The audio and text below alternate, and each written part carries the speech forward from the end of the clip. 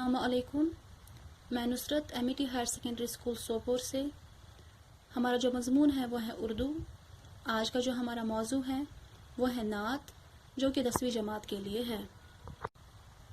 یہاں پر جو نعت ہے آپ کی کتاب میں موجود رسا جاویدانی کا لکھا ہوا بنی نوح انسان کا غمخوار آیا.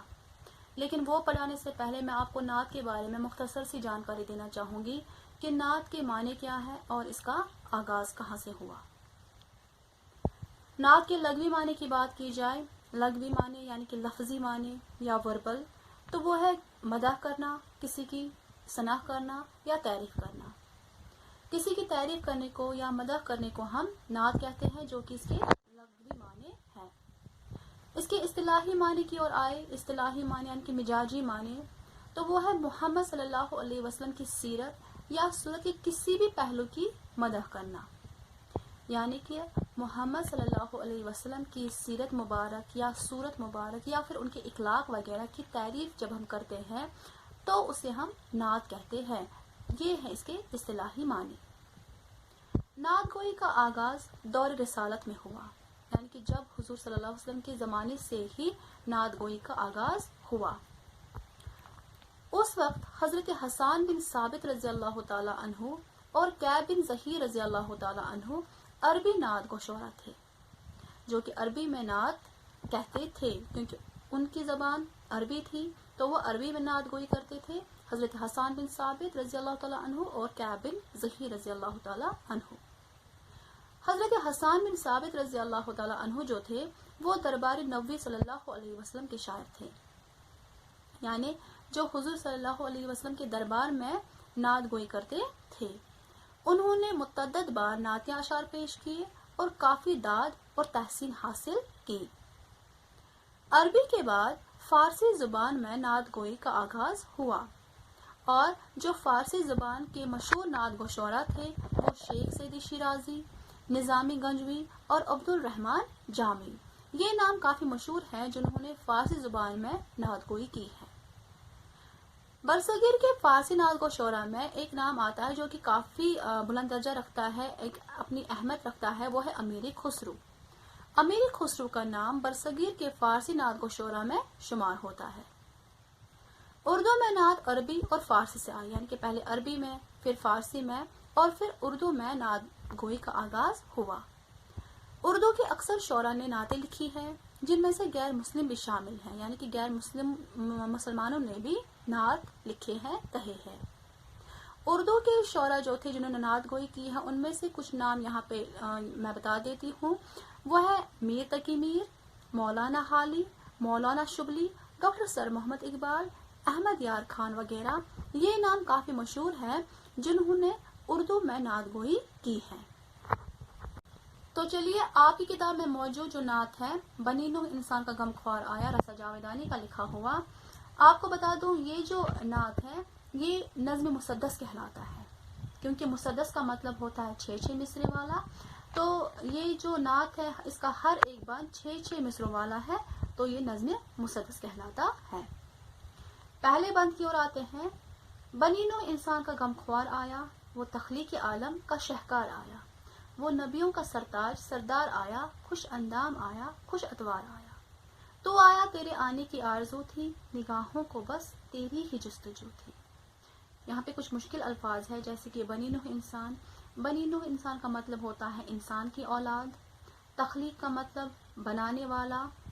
خوش اندام کا مطلب خوبصورت جسم والا. خوش اتوار کا مطلب اچھے طور طریقے والا. اور جستجو کا مطلب تلاش. یہاں پہ جو رسا جاویدانی ہے، یہاں پہ وہ حضور صلی اللہ علیہ وسلم کی سیرت و عظمت کے کچھ پہلو بیان کرتے ہوئے فرماتے ہیں کہ آپ صلی اللہ علیہ وسلم پوری انسانیت کے غمخوار ہیں.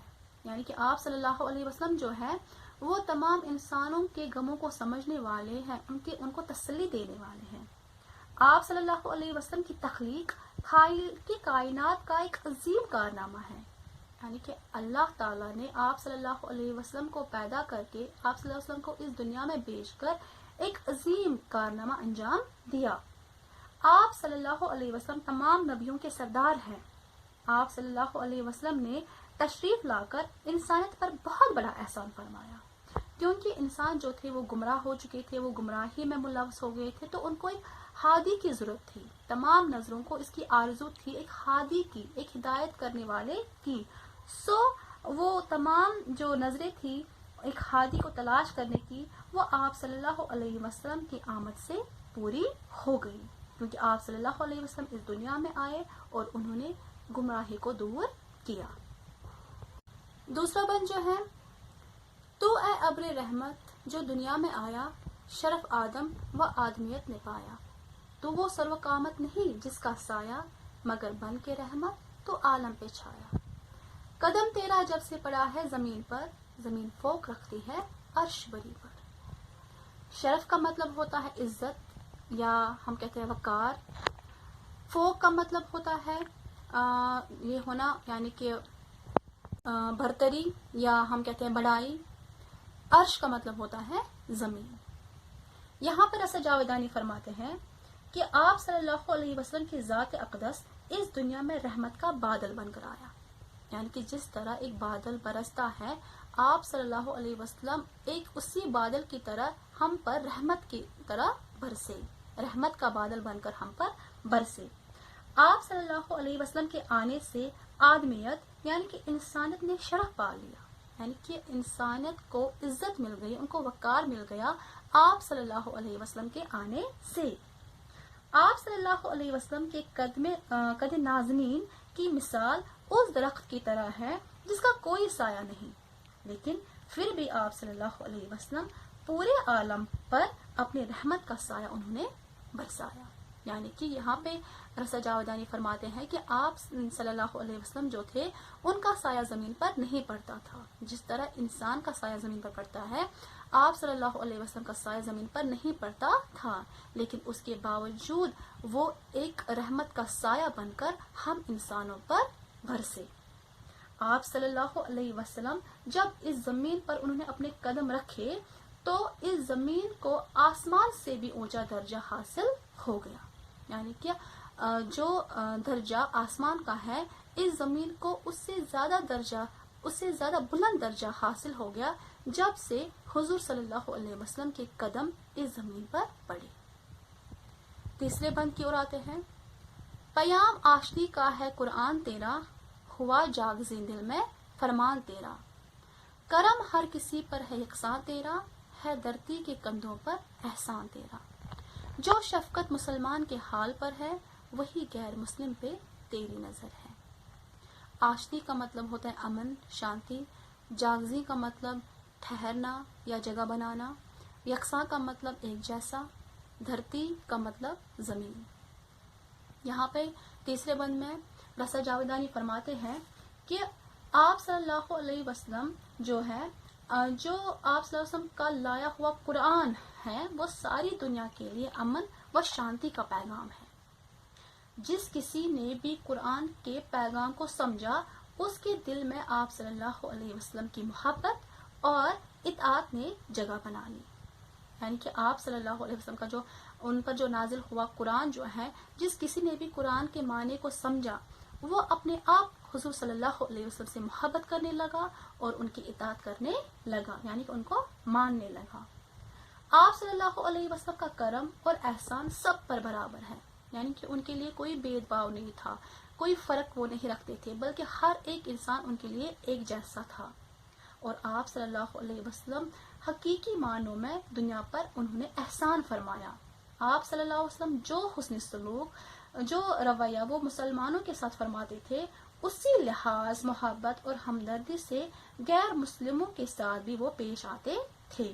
یعنی کہ میں نے ابھی بولا کہ وہ کوئی بھید بھاؤ نہیں رکھتے تھے، وہ ہر ایک کے ساتھ ایک جیسا سلوک کرتے تھے، یکساں سلوک کرتے تھے. دوسرے بند کی اور یعنی کہ اس کا جو آخری بند ہے، چوتھا بند اس نعت کا، اس چوتھے بند کی اور آتے ہیں. یہ کردار تیرا نہ کیوں دل کو بھائے، تو دل میں بسے کیوں نہ من میں سمائے. تیری راہ میں جس نے کانٹے بچھائے، رہے تیری شفقت کے اس پر بھی سائے. قدورت سے ہستی رہی پاک تیری، جچی آنکھ میں شان لولاق تیری. قدورت کا مطلب ہوتا ہے بغض، کینہ، حسد. شان لولاق یعنی کہ حضور صلی اللہ علیہ وسلم کی عظمت اور شان. یہاں پر اس نعت کے آخری بند میں رضا جاویدانی فرماتے ہیں کہ آپ صلی اللہ علیہ وسلم کے حسن اخلاق جو تھا، ان کا حسن اخلاق، سارے لوگ اس سے بہت متاثر ہوئے. آپ صلی اللہ علیہ وسلم کو دیکھ کر ایسا کون نہ تھا جو ان کی طرف مائل نہ ہوا. ہر کسی نے آپ صلی اللہ علیہ وسلم کو جو آپ صلی اللہ علیہ وسلم جو تھے ان کے اخلاق جب ہر کسی نے دیکھے تو وہ اپنے آپ ان کی طرف مائل ہوتا گیا. اور جو لوگ تھے جنہوں نے آپ صلی اللہ علیہ وسلم کے راستے میں کانٹے بچھائے، آپ صلی اللہ علیہ وسلم نے قوت اور اختیار ہونے کے باوجود اسے معاف فرما دیا. یعنی کہ آپ صلی اللہ علیہ وسلم کا اختیار تھا، ان میں قوت بھی تھی، لیکن اس کے باوجود وہ قوت و اختیار ہونے کے باوجود انہوں نے ان لوگوں کو معاف فرما دیا جنہوں نے ان پر ظلم کیے یا ان کی راہوں میں کانٹے بچھائے. آپ صلی اللہ علیہ وسلم کی ذات اقدس جو تھی وہ ہر قسم کی قدورت سے پاک تھی. یعنی کہ وہ کسی قسم کا بھی بغض کینہ اپنے دل میں نہیں رکھتے تھے. اور یہی وجہ ہے کہ ہر کوئی آپ صلی اللہ علیہ وسلم کی شان اور عظمت کا قائل ہو گیا. تو یہاں پر میں نے آپ کو نعت جو رضا جاویدانی کا لکھا ہوا ہے اس کی تشریح کرائی. یہاں پہ یہ مکمل ہو جاتا ہے. تو جب تک اگلی ویڈیو آتی ہے تب تک آپ خوش رہیں. اللہ تعالیٰ آپ کو کامیابی دے. آپ گھروں میں ہی رہیں اور سیف رہیں. اللہ حافظ.